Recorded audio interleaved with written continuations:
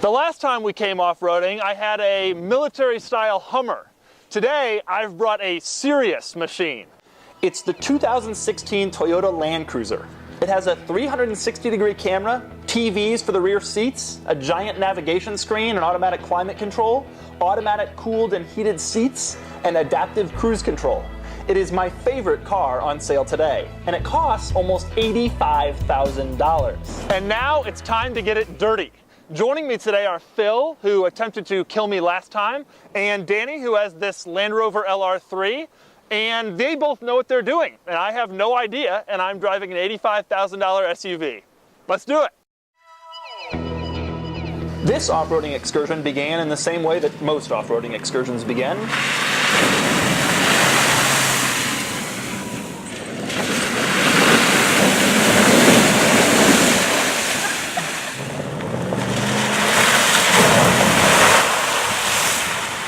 But don't worry, Toyota press car people, we clean the vehicle thoroughly.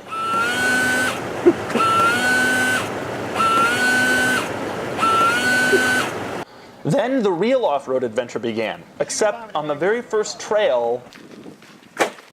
Did you hear that noise? That's the sound of the Land Cruiser's suspension smashing into a fairly small rock. It's also the sound of disappointment. That's all it takes to bottom this thing out. Needless to say, we weren't impressed, but we continued on. Cruiser's having no trouble. This road, no problem. You can bring a Camry up this road. And eventually it did get more challenging, and the Cruiser had no trouble then either.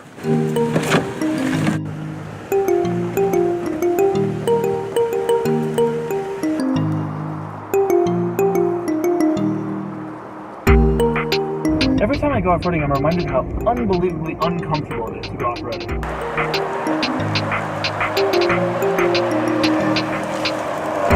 Oh my God.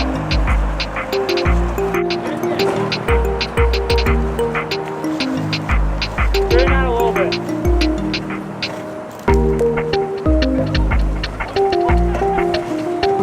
I am Phil. This is Italian version.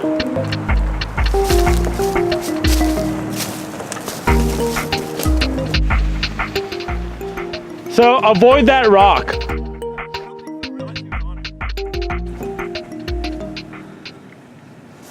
Yeah, I heard it touching my bottom side. Yeah, just go around it. Then we decided to try out the Land Cruiser's suspension modes. So can we select different terrains? Yeah, when you, Rock and dirt, Yeah.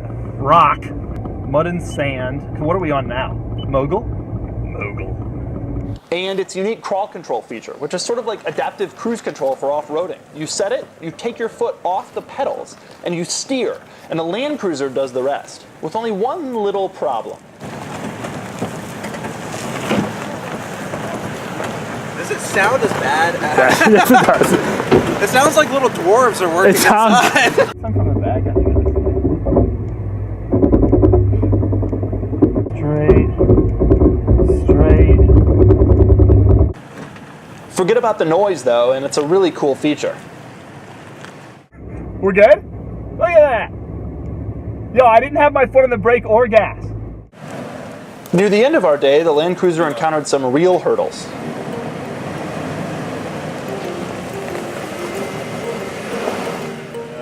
Go into neutral.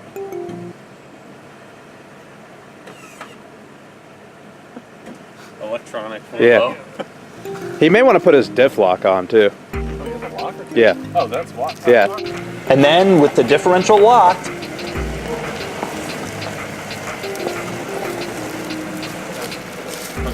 Now come straight, come straight, come straight, come straight. There you go.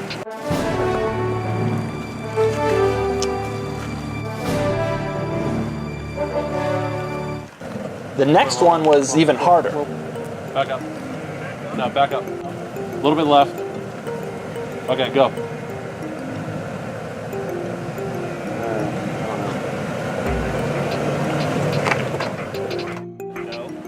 It took a group strategy session for us to formulate our plan of action.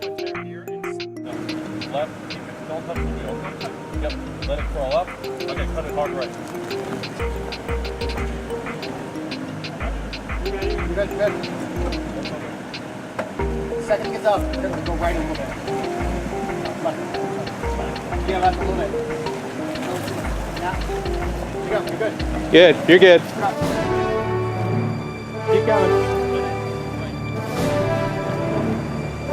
Come towards me. Come towards me. And then we headed home. You're good, man. You're good.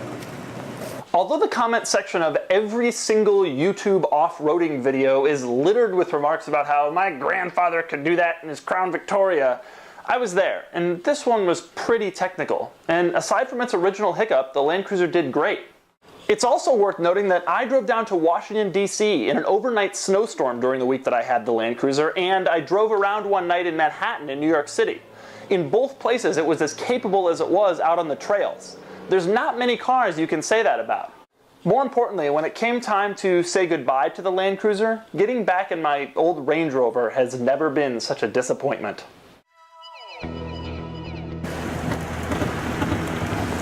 Now you're good. You're good now.